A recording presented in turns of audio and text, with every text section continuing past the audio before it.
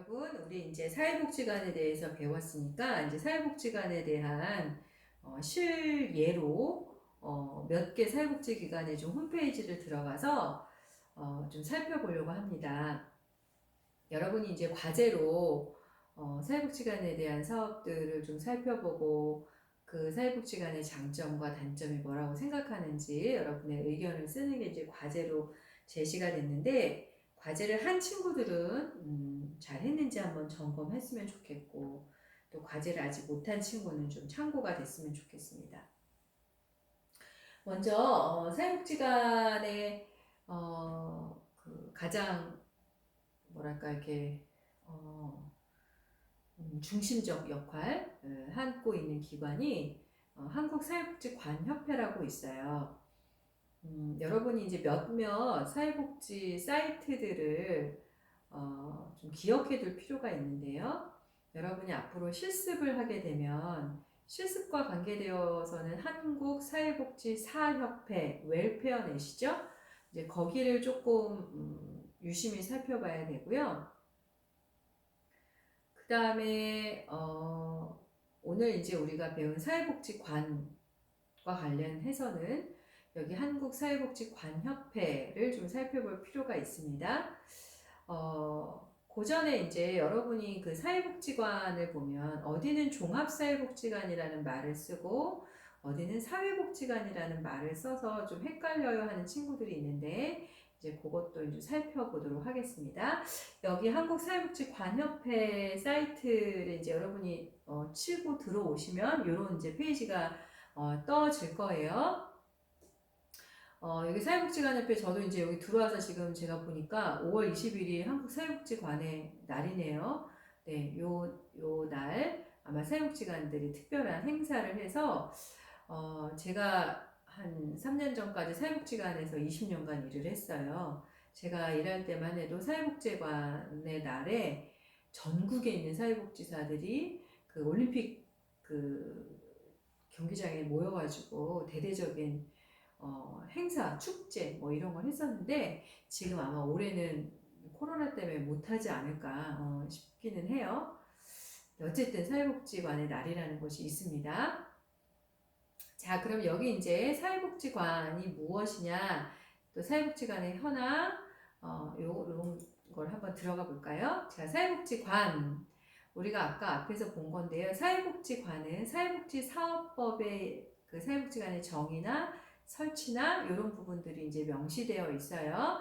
여기 사회복지관의 정의 우리가 아까 봤던 거죠. 그래서 지역사회를 기반으로 일정한 시설과 전문 인력을 갖추고 이거 우리 아까 책에서 읽어본 거예요. 그쵸? 지역 주민의 참여와 협력을 통해서 지역사회 복지 문제를 예방하고 해결하기 위해서 종합적인 복지 서비스를 제공하는 시설을 말한다.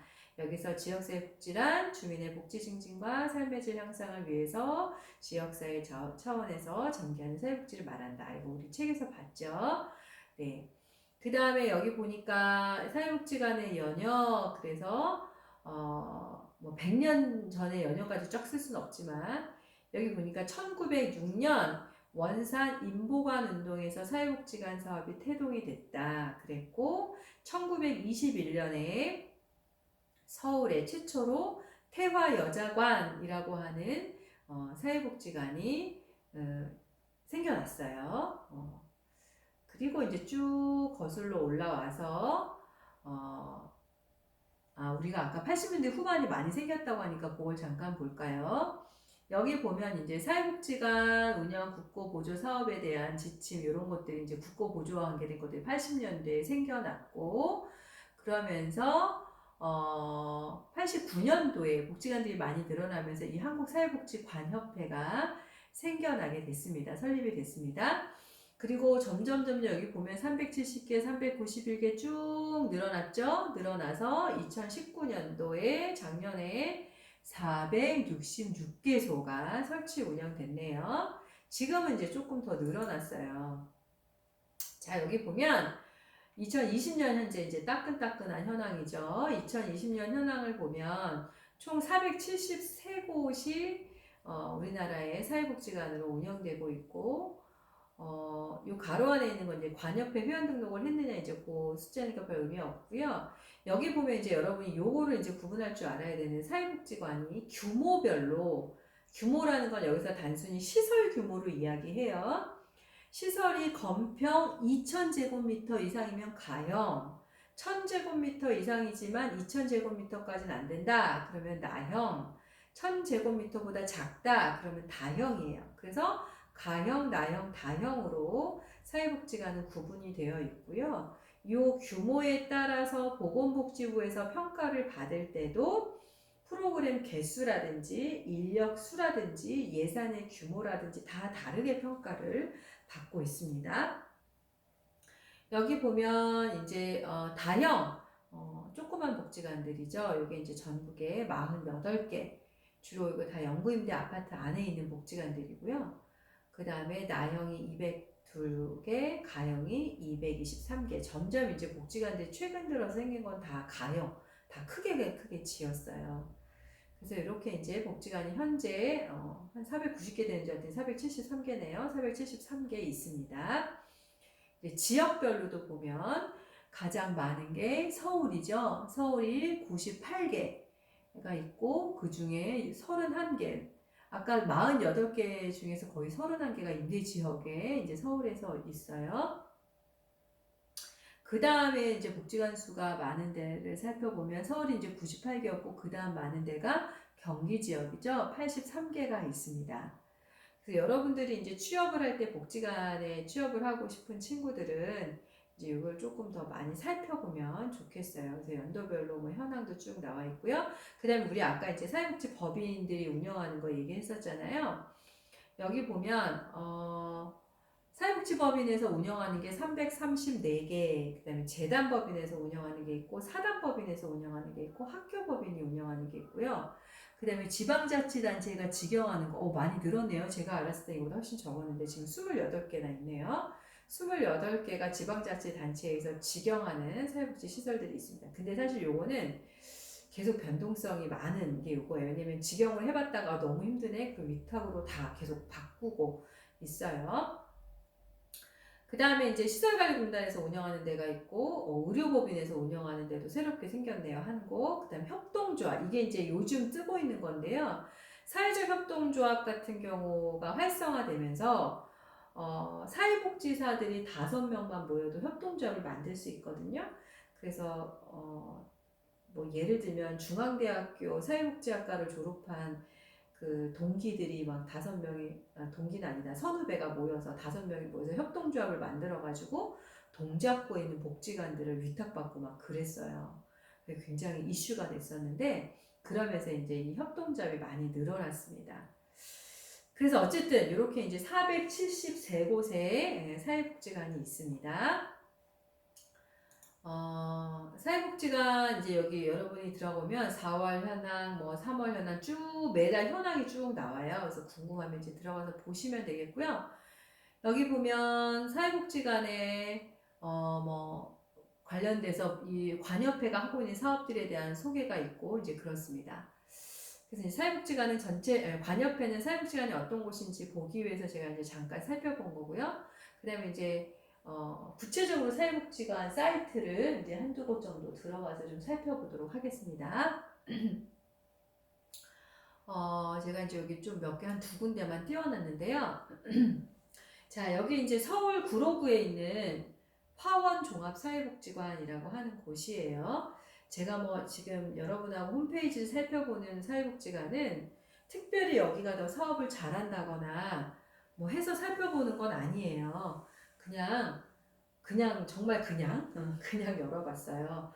화원종합사회복지관은 제가 친한 관장님이 있어서 요즘 관장님 복지관에서 뭐 하나 싶어서 그냥 열어본 거고요.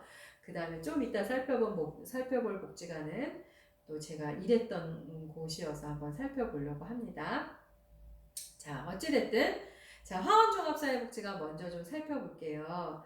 여기 복지관 홈페이지에 들어와서 여러분이 이제 과제를 하거나 할 때도 살펴봐야 되는 것은 이 사업 안내, 이 부분을 좀 보시면 돼요. 자, 그러기 전에 여기도 복지관 소개를 잠깐 볼게요. 복지관 소개에 들어가면 여기 이사장이라고 하는 건 운영 법인이 있어서 그래요. 여기 보면 법인 소개라고 있잖아요. 직영이 아닌 곳은 대부분 법인이 있어요. 그래서 여기 보면은 이곳은 이제 한국장로교 복지재단이라는 곳에서 운영하니까 법인에 대한 소개를 쭉 했고요. 그 다음에 이제 뭐 이사장 인사말, 관장 인사말 이런 거는 제가 넘어가겠고, 관장 인사말 예쁘죠? 저랑 친한 관장님이에요. 그렇습니다. 그 다음 기관 현황을 잠깐 보면 여기는 복지관이 이렇게 생겼어요. 전경 사진을 보면 이렇게 생겼어요. 딱 봐도 규모가 좀 있게 생겼죠. 그래서 여기 보면 시설 면적이 아까 보면 제가 뭐라 그랬어요. 2000제곱미터 이상이면 가형이죠. 그러니까 여기 당연히 가형복지관입니다. 가형복지관. 그다음 운영법인 나와 있고요. 2005년도에 복지관이 생겨났어요. 직원 현황을 잠깐 볼까요? 직원 현황을 보면 뭐 제가 이걸 다 보려고 하는 건 아니고요. 여기 직원 숫자가 총괄 숫자가 안 나와 있나 보네요. 여기 있네요. 맨 밑에 보면 직원이 전체적으로 47명이 근무하고 있어요. 관장이 1명, 부장 1명, 그 다음에 이제 부서기관의 센터장들이 3명 정도 있고, 뭐 과장팀장 이렇게 해서 사회복지사가 13명 있고요. 그 다음에 특별히 여기 이제 독특하게 있는 것 중에 하나가 지역사회 교육 전문가가 있네요. 그렇죠? 네. 그리고 강사가 10명 있고, 아까 제가 말씀드린 것처럼 규모가 큰 복지관일수록 교육문화 사업을 많이 한다고 그랬잖아요. 그래서 여기도 강사가 좀 많이 있는 것 같아요. 네. 그리고 부설기관 센터로 데이케어 센터, 구로 교육복지센터, 그 다음에 구로 이동 우리 동네 키움센터 이런 것을 운영하다 보니까 센터장이 3분이 있으신 것 같아요. 네, 그렇게 있습니다. 그 다음에 이제 사업 안내를 좀 잠깐 볼까요? 사업 안내에 들어가면 제가 아까 이제 복지관 사업 그러면 뭘 해야 된다고 그랬어요? 사례관리 사업, 서비스 제공 사업, 지역사회 조직화 사업 이런 거 해야 된다고 그랬죠? 그래서 이 기간도 마찬가지로 사업 안내를 그렇게 구분을 해 놓은 거예요. 사례관리 사업, 서비스 제공 사업, 지역사회 조직 사업 이렇게 구분했습니다. 그래서 사례관리 사업 하면 사례관리 사업은 해서 쭉 뭐다 이렇게 설명을 했고, 그 중에 여기 보면 사례관리 사업 중에 하나로 통합사례 관리에서 다양한 욕구와 복합적인 어려움을 가진 개인, 가족과 함께 일하면서 그들의 기능 회복과 복지 증진을 위해서 개별적인 지원 계획에 따라 자원을 연계하고 종합적인 서비스를 제공합니다. 이렇게 되어 있죠. 그래서 여기 보면 사례가 의뢰된다는 건 다른 기관에서 의뢰할 수도 있고요. 아니면 지역 주민, 이웃이 의뢰할 수도 있어요. 그러면 사회복사가 접수 상담을 가요. 가정 방문을 보통 가죠. 혹은 복지관으로 직접 찾아오시기도 해요. 그래서 접수 상담을 하고 가정 방문을 가서 상담을 하고 나면 사례 선정, 이분을 사례관리 대상자로 선정할 거냐 말 거냐 하는 선정 회의를 하고, 이분이 사례관리 대상자로 선정이 되면 서비스 계획을 세우고 사례를 개입하고, 사례 개입을 쭉 진행되면서 평가해서 이분이 문제가 다 해결됐다 그러면 종결하고 사후 관리를 하게 됩니다. 요때 평가에서 다시 문제가 있네. 그럼 재사정이라는 거에서 다시 서비스 계획을 수립해서 여기 이제 반복이 됩니다. 그 다음에 이제 사례관리 사업에서 하는 게 결연 후원 사업이라는 걸 하죠. 경제적 어려움이 있는 분들에게 결연자를 찾아서, 결연 후원자를 찾아서 이분들이 경제적으로 좀 도움을 받을 수 있도록 하는 사업들이고요. 그 다음에 이 기관에서 하고 있는 게 월드비전에서 지원받고 있는 꿈꾸는 아이들이라고 하는 통합사례 관리만 구축 사업을 하고 있나 봐요. 그 다음에 희망 온돌 사업이라고 해서 요거는 보니까 여기 뭐라고 써있나 볼까요?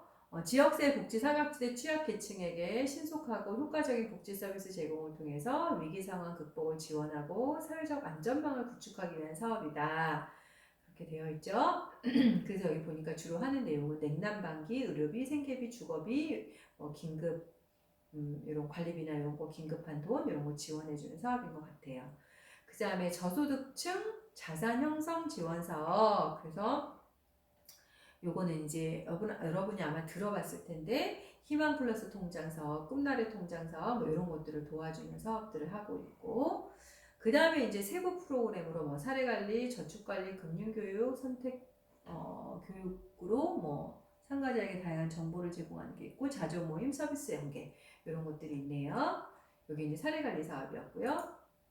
그 다음에 서비스 제공 사업, 그래서 서비스 제공 사업으로 하고 있는 것 중에 하나가 여기 보니까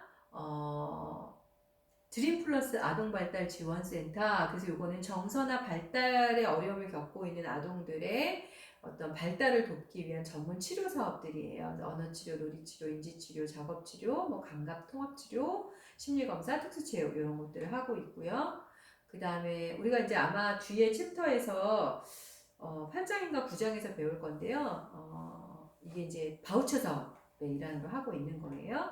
그 다음 이제 보건의료 지원 사업, 그래서 보건의료 지원 사업으로 기능회복, 체력 증진, 무료 진료 이런 것들 하고 있고, 사회체육 교육 프로그램, 그래서 뭐 쭉 교육 프로그램들 아까 말한 이런 것들 하고 있죠. 그 다음에 지역사회 보호 사업, 그래서 경로식당 운영하고 있고, 도시락 지원, 밑반찬 배달 이런 거 하고 있고, 생신잔치 또 방문해서 생신상 차려드리는 사업, 문화지원, 명절 행사, 찾아가는 정서 서비스 이런 거 하고 있네요. 여기 보면 대상자가 제가 대상자 이렇게 써져 있죠. 그 다음에 일상생활 지원 사업으로 임의용 서비스, 주거환경 개선 사업, 방역 서비스, 세탁 서비스, 긴급생활 지원 서비스 이런 거 하고 있고, 경제적 지원 사업으로 물품 지원, 그 다음에 동절기 지원 이런 사업들을 하고 있습니다. 동절기 지원이 뭐냐고요? 뭐 예를 들면 김장 지원이라든지 뭐 연탄 지원이라든지 뭐 그런 거 얘기하는 거예요. 그 다음에 지역사회 조직 사업으로 뭐라고 있나 볼까요? 지역사회 조직 사업은 우리 아까 책에서 배웠어요. 지역사회 구성원이 공동대 문제나 욕구를 발견하고 지역사회 내에 인적, 물적 자원을 동원해서 문제나 욕구를 지역 주민과 함께 해결해 나가는 과정을 지역사회 조직 사업이라고 합니다. 자, 지역사회 조직 사업에는 먼저 복지 네트워크 구축 사업이 있네요. 여기에 이제 여러분이 하게 될 실습지도 여기 아까 들어간다고 제가 말씀드렸죠. 그거 이외에도 사회복무요원이나 이런 사람들 관리해야 돼요. 그래서 보조인력 관리, 직원 역량 강화, 직원 교육도 다 여기 들어가요. 운영위원회, 조사연구소, 지역사회 네트워크 활동 이런 것들이 들어가고, 나눔 이웃사업, 그래서 지역사회 다양한 주민들의 어떤 조직화를 위한 공동체, 돌봄 공동체를 만들어 나가는 사업이다 이렇게 되어 있죠. 그래서 그 중에 이제 하고 있는 게 탁구 동아리, 뭐 하모니카 동아리, 이게 단순히 문화 사업이라고 생각하시면 안 되고요. 이 탁구라고 하는 매개체를 통해서 주민들을 서로 돌아보게 하는 공동체를 만드는 거예요. 뭐 우리가라 미녀 동아리, 뭐 이런 것들이 있습니다. 그 다음에 아이 키우기 좋은 구로, 그래서 아동 사회참여 프로그램, 지역사회 네트워크 활동으로 구로 어린이 큰잔치, 구로 안전 네트워크 이런 사업들을 하고 있어요. 각각의 이제 궁금하시면 여러분이 들어가서 읽어보시면 돼요.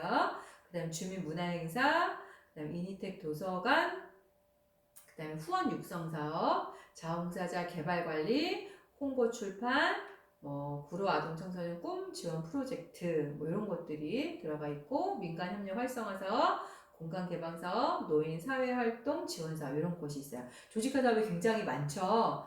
조직화 사업이 많다는 건 이 기관을 평가할 때 어떻게 평가하면 되겠어요? 지역사회 조직화 사업이 활발하게 진행되고 있었습니다 라고 평가하면 되겠죠. 그쵸? 이런 사업들을 하고 있다.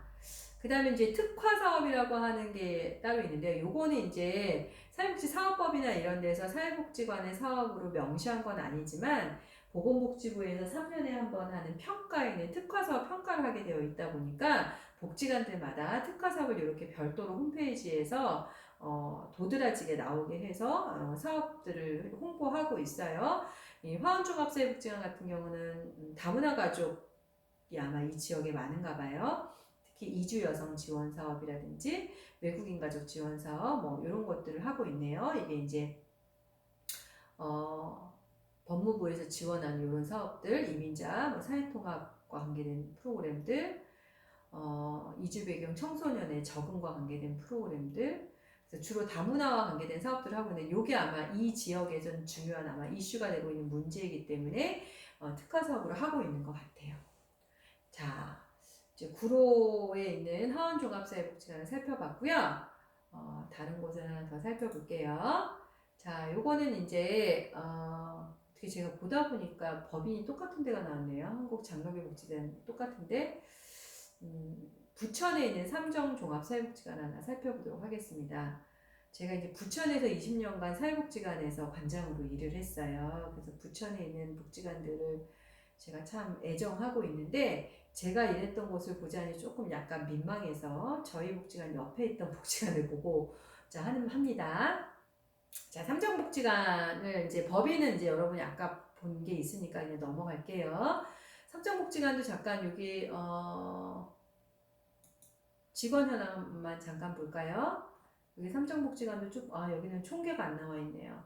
여기도 좀 큰 복지관이에요. 규모가 큰 복지관인데, 시설 현황을 좀 보면, 여기 써져 있죠. 여기도 당연히, 꽤 크죠. 2000제곱미터 다 넘죠. 가형 복지관이에요. 네, 3층까지 있는 복지관입니다. 자, 사업 소개로 바로 넘어갈게요. 여기는 지역사회 조직화 기능, 서비스 제공 기능, 사례관리 기능 이렇게 나눠서 마찬가지로 사회복지관 사업을 설명하고 있어요.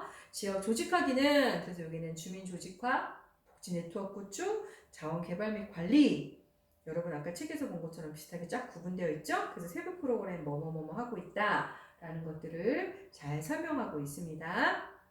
주민 조직과에는 주민 만나기, 주민 교육, 주인 모임, 뭐 파파 요리교실, 또 뭐 삼정 플리마켓 뭐 이런 것들을 하고 있고, 복지 네트워크 구축은 아까 다 비슷해요. 요거는 자원개발도 비슷하고요.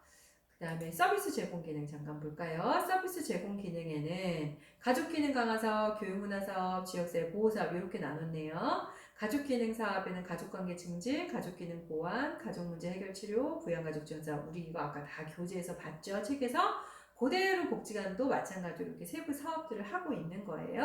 교육문화 사업들도 마찬가지로 하고 있고, 지역사회 보호 사업도 급식 서비스, 교육 보건의료, 경제적 지원 서비스, 일상생활 지원 서비스, 정서 지원 서비스 이런 것들을 하고 있습니다.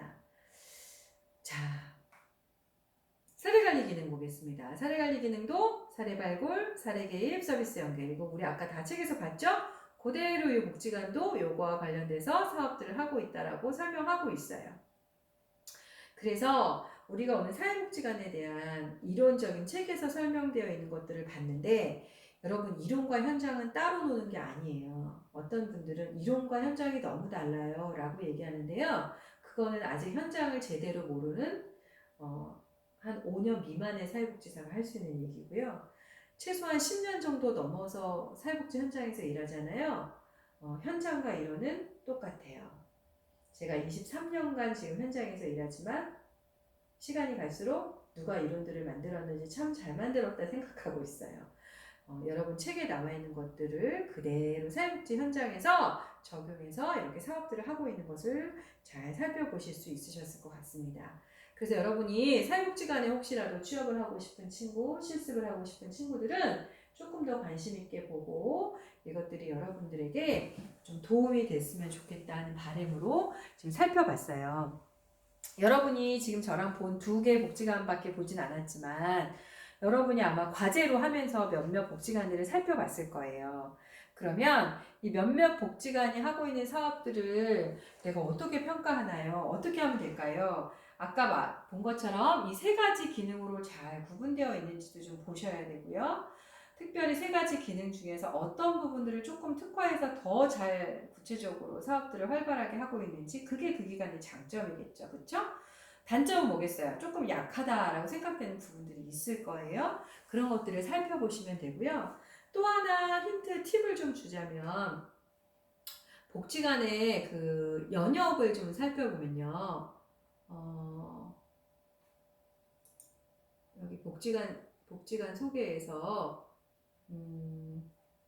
기관 연역을 좀 살펴보면요. 기관 연역을 살펴보면 뭐 이렇게 상 받고 이런 것들이 나와요. 예를 들어서 제가 하나 살펴볼게요.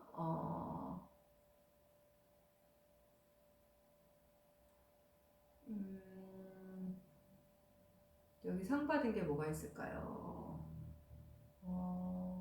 예를 들면 이런 거 있죠. 부천시 다문화 동아리 지원 사업에 선정돼서 결혼 이주 여성 한국사회 적응 프로그램 다재다능이라는 게 뭘 지원받았나 봐요. 그럼 이제 이런 사업들은 잘했다라는 거거든요. 그러니까 연역을 쭉 살펴보시면서 그 많은 사업 중에서 특별히 어딘가에 지원을 받거나 어딘가에 상을 받거나 한 사업들이 있다면 그 기관에서 그 사업들을 좀 잘하고 있다 이렇게 보시면 돼요. 그리고 여기 이제 세부 프로그램에 대한 것들이 있으니까 여러분들이 이런 것들이 궁금하면 또 들어가서 살펴보실 수도 있을 것 같아요. 그래서 그런 것들을 참고해서 여러분이 그 프로그램에 대한 기관에 대한 나름대로의 생각들을 정리하시면 돼요. 그리고 정답은 없어요. 어떤 사람은 그걸 장점으로 생각하지만 또 어떤 분은 그게 단점이라고 얘기할 수도 있기 때문에 그냥 순수하게 여러분이 학생의 관점에서 봤을 때 뭘 잘하고 있는 것 같은지 뭐가 부족한 것 같은지 여러분의 눈높이에서 그냥 쓰시면 될 것 같습니다.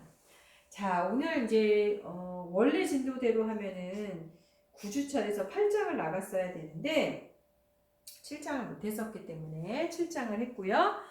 그 다음에 8장은 다음 주차에서 또 보완해서 빨리빨리 진도를 나가도록 하겠습니다. 여러분 애쓰셨습니다. 오늘은 여기까지 하겠습니다.